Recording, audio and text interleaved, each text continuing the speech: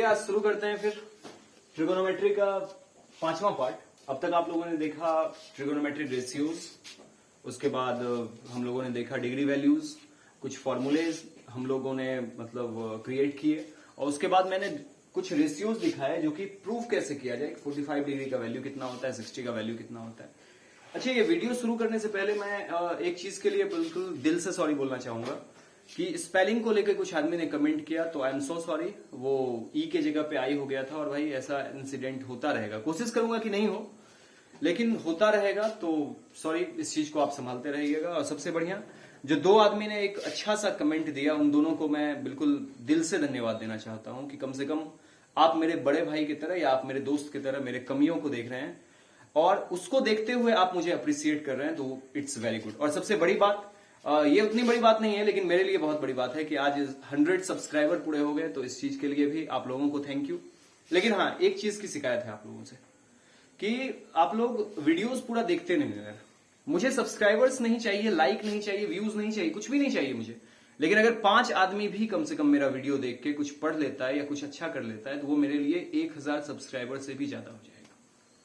तो बस मैं ये चाहता हूं कि ये वीडियो हर उस आदमी तक पहुंचे जिसको इस चीज की जरूरत हो। सॉरी, मैं उठा लूं ये, पक्का? ओके, तो चलिए फिर शुरू करते हैं। और आज 60 डिग्री एक होमवर्क दिया था आप लोगों ने, इनसे किसी ने नहीं भेजा, मुझे पता है, हम लोग बिहार बोर्ड के स्टूडेंट हैं, तो हम लोगों के साथ क्या होता है पता है आपको? 2 प्रॉब्लम्स होते हैं।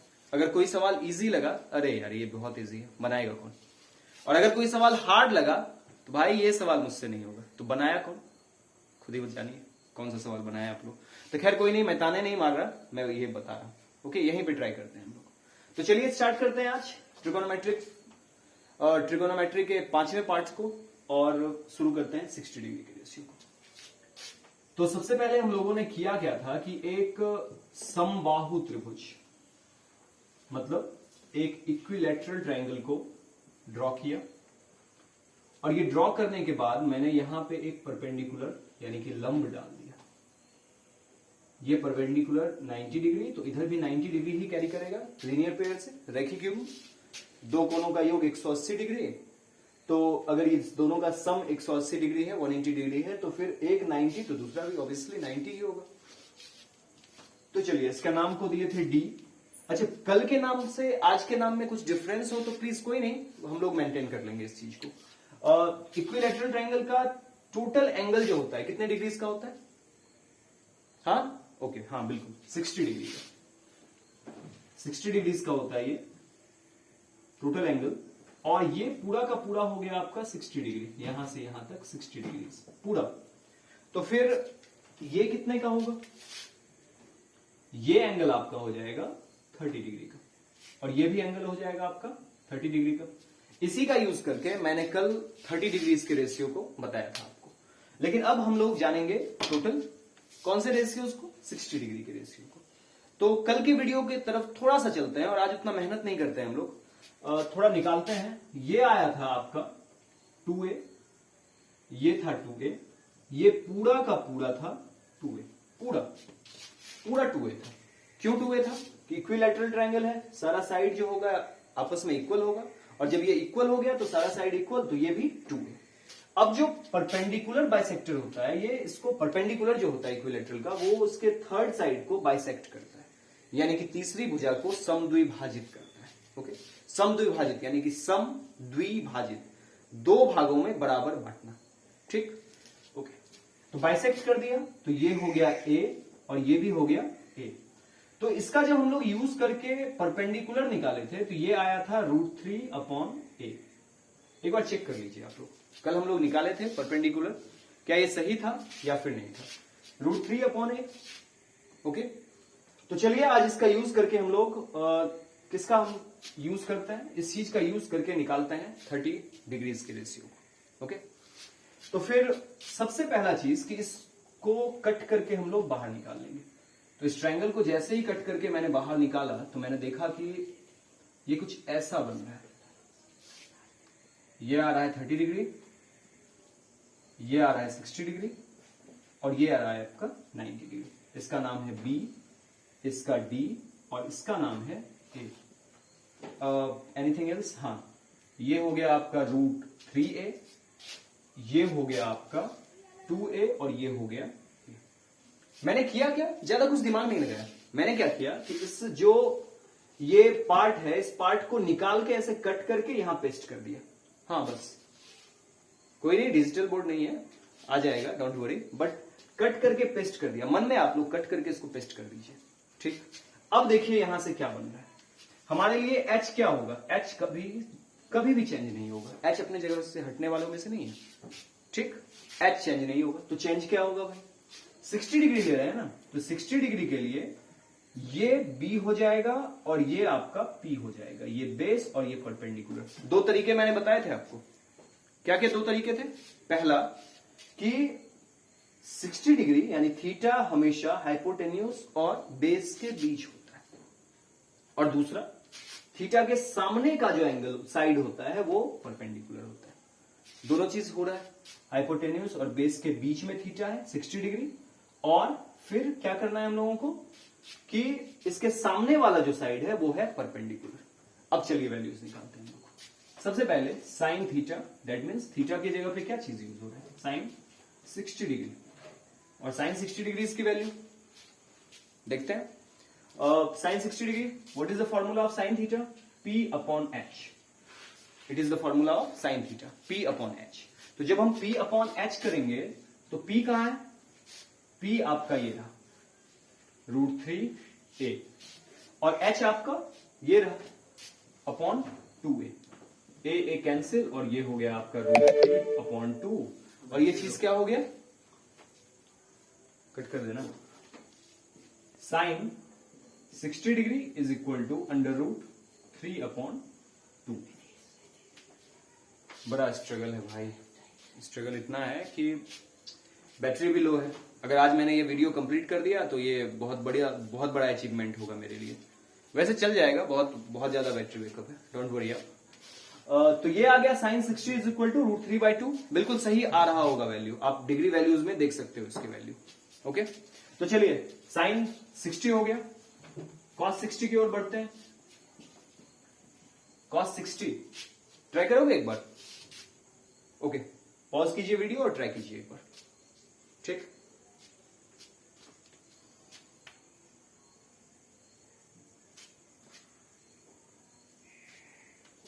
ओके देन, तो आपका ये सवाल बन चुका होगा आई होप, और बिल्कुल बनेगा, क्यों नहीं, बिल्कुल बनेगा। तो चलिए देखते हैं हम लोग। cos theta is equal to b upon h, यही होता है फॉर्मूला, पक्का पक्का ना, ओके। b अपॉन h, मैंने पहले भी कहा था भाई यहां कोई रहता नहीं है, तो अगर किसी ने पक्का पक्का बोलते हुए कहीं उस साइड से पक्का आवाज आ गया तो फिर क्या होगा पता है, हालत खराब होगा मेरा, और कुछ नहीं।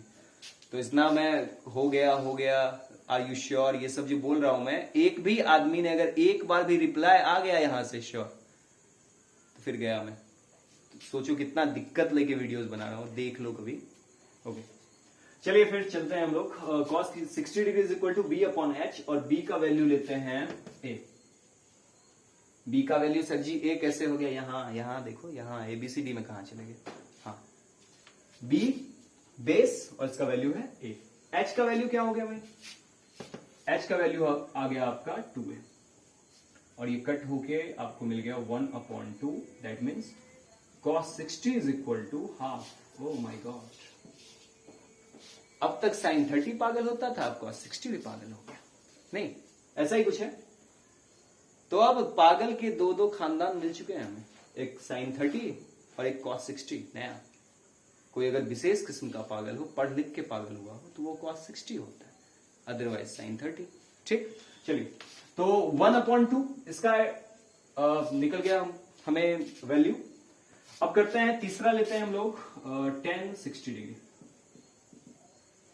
एज यूजुअल आप लोग ट्राई करोगे इसे, वीडियो पॉज करो और ट्राई करो। मुंह क्या देख रहे हो, ट्राई करो, ओके।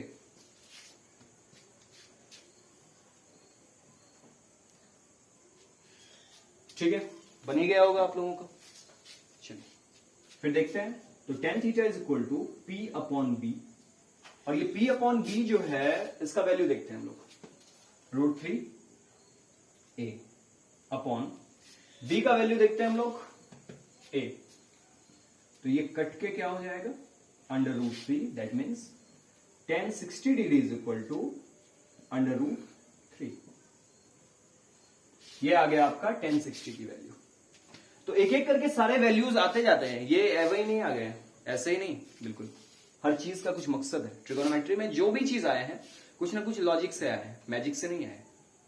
ठीक है, चलिए अगले पे चलते हैं हम लोग और निकालते हैं सेक 60 डिग्री। ट्राई जल्दी।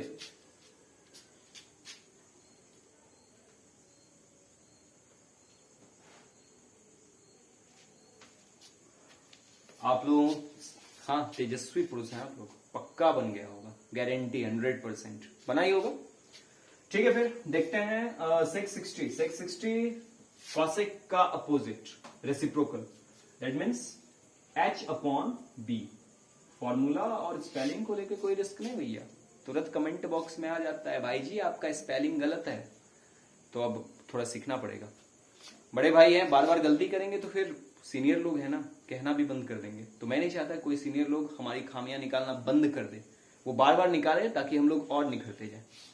ठीक, चलिए ठीक है, h अपॉन बी, और h अपॉन बी का वैल्यू हम लोग निकालते हैं। h का वैल्यू हो गया आपका √3 upon a and b is equal to a। कुछ गड़बड़ है क्या जी? Something is wrong. नो, बिल्कुल महा रॉन्ग, बहुत ज्यादा रॉन्ग था। h का वैल्यू है 2a, it is 2a h का वैल्यू है, और b का वैल्यू है आपका a कैंसिल, ये हो गया 2, that mean sec 60 degree, sec 60 degree is equal to 2। ये आ गया आपका चौथा कोसाइन फंक्शन। कोसाइन फंक्शन, हाँ ये 6 फंक्शंस जो होते हैं ये कोसाइन फंक्शंस कहलाते हैं। ठीक है, साइन, कॉस, सेक, कॉट, कॉसेक, और कुछ बचा तो आप लोग मेंशन कर लीजिएगा। तो चलिए सेक 60 डिग्री हम लोग कर लिए। अब स्पेस हमारे पास उतना है नहीं, तो हम लोग क्या करते हैं, यहां से कुछ मिटा देते हैं। आप लोगों को कुछ उतारना हो, कुछ इसमें से लिखना हो तो आप लोग लिख सकते हैं। थोड़ा देर रोकते हैं वीडियो को, हम नहीं रोकते हैं, आपको रोकना है। आप रोकिए और देखिए इसको।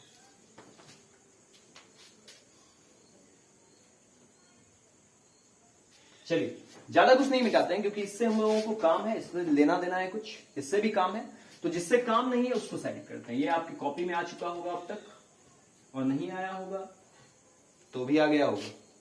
ठीक, चलिए देखते हैं क्या क्या निकाल चुके हैं हम। साइन निकाल चुके हैं, कॉस निकाल चुके हैं, टेन निकाल चुके हैं, और एक सेक निकाल चुके हैं। ओके, अब हम लोग आते हैं कॉट पे। What is the value of cot? Theta नहीं, थीटा की जगह पे क्या सेट करना है हम लोगों को? 60 डिग्री, 60 डिग्री रेशियो। तो क्या सेट करना है हम लोगों को? Cot 60 degree. And what is the value of cot 60 degree? It is cot theta का पहले फॉर्मूला लेके चलते हैं। Cot theta is equal to base upon perpendicular, b upon p। ठीक, और इसका वैल्यू हो जाएगा आपको b का वैल्यू, b कहां है? b कहां है? a, and p is equal to under root 3a। It is cancel, and the formula of cos 60 degree is equal to 1 upon root 3। It is the value of cos 60 degree.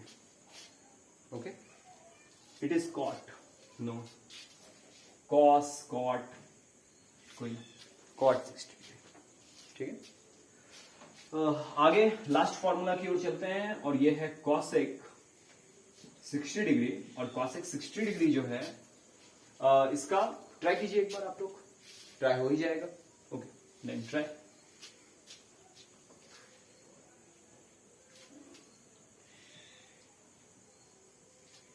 चलिए फिर देखते हैं। तो cosec 60 degree is equal to p नहीं h upon p। Sine का reciprocal, sine होता है p upon h, तो साइन का रेसिप्रोकल हो जाएगा h अपॉन p। तो इसका वैल्यू हो जाएगा आपका h का वैल्यू है 2a अपॉन, और p का वैल्यू है आपको रूट 3a। तो ये कैंसिल, ये हो गया आपको 2 upon root 3, that means root 3। cosec 60 degree is equal to 2 upon root 3। तो ये आपका ट्रिगोनोमेट्रिक फंक्शन कंप्लीट हो गया। आपने 45 डिग्री के रेशियोज देख लिए, 30 डिग्री के रेशियोज देख लिए और 60 डिग्री के रेशियोज देख लिए। अब आप लोगों के साथ कारण के साथ डिग्री वैल्यू मालूम है। अब आप लोग बोलोगे कि सर आप 90 और 0 का क्यों नहीं कराए। देखिए 90 और 0 के ऐसे चीजें हैं कि 90 डिग्री का अगर हम एंगल बनाने जाएंगे तो ट्रायंगल फॉर्म नहीं होगा, तो ज्योमेट्रिकल मेथड थोड़ा सा मुश्किल है। और होता होगा या तो मेरे पास वो स्किल नहीं है, और अगर मेरे पास वो स्किल है भी तो वो लेवल 11th का है, आप लोगों का अभी तक वो लेवल नहीं है। तो फिर मैं ये नहीं बोलूंगा कि आप लोगों का लेवल नहीं है, भाई मेरे पास स्किल नहीं है वो चीज बताने का, ठीक है। और अगर 90 डिग्री ले तो 90 डिग्री थीटा हम ले नहीं सकते, क्योंकि थीटा हमेशा एक्यूट एंगल होता है, तो 90 डिग्री ले नहीं सकते। तो जो हम काम कर सकते थे वो काम किए। क्या क्या किए हम लोगों ने? 30 डिग्री देखे, 45 डिग्री के रेशियो देख लिए और 60 डिग्री के रेशियो देख लिए। इतने रेशियोज हम लोग देख चुके हैं। और जब इतने रेशियोज हम लोग देख चुके हैं तो फिर ये सब बनाने के लिए भी हमको आ गया। तो फिर आज कल का वीडियो थोड़ा सा ज्यादा हो गया था, तो आज का वीडियो हम यहीं रोकते हैं और अगले दिन प्रूफ करेंगे हम लोग एक बहुत ही खूबसूरत सा formula which is square formula, cos sin square theta plus cos square theta is equal to 1, ये फॉर्मूला। और एक और जरूरी जानकारी, जिस जानकारी के लिए मैं आपसे कह रहा हूं, मैं पहले भी कह रहा हूं कि मैं आपको कोई फोर्स नहीं डाल रहा हूं कि आप मेरे चैनल को सब्सक्राइब कीजिए, लाइक कीजिए, फलना ढिकाना बहुत सारा चीज, ये नहीं कह रहा हूं।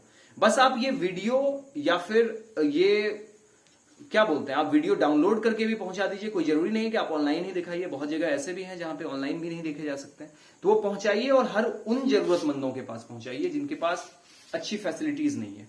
बहुत सारे गांवों में मुझे ऐसे देखने को मिला है जहां टीचर ही नहीं है, तो वहां पहुंचाइए इन वीडियोस को। और मैं गारंटी के साथ कह रहा हूं कि ये मैं रोकूंगा नहीं, ऐसे कर करके मैं बोर्ड एग्जाम तक पूरा मैथ खत्म कर दूंगा, गारंटी इस चीज की। और बोर्ड एग्जाम में मैं मॉडल सेट करवाऊंगा, और ना सिर्फ 10th का बल्कि 12th का भी। और हाँ, एक और जानकारी मैं दे दूं कि कल से मैं इनवर्स ट्रिगोनोमेट्रिक फंक्शन, जो 12th क्लास का एक चैप्टर है, उसको मैं कवर करना शुरू करूंगा। उससे पहले मैं 11th क्लास के ट्रिगोनोमेट्रिक फंक्शन का सारा फॉर्मूला मैं क्लियर करूंगा, और इस फॉर्मूला को क्लियर कीजिएगा। और जो भी आदमी इस वीडियो को देख रहे हैं, इस पूरे फॉर्मूला के बाद अगर आप वो फॉर्मूला क्लियर कर लेते हैं तो आपको जो 10th लेवल के एग्जामिनेशन होते हैं उसको देने में बहुत ज्यादा फायदा होगा। तो फिर मिलते हैं हम लोग कल एक और खूबसूरत से वीडियोस के साथ। तब तक के लिए नमस्कार, टेक केयर।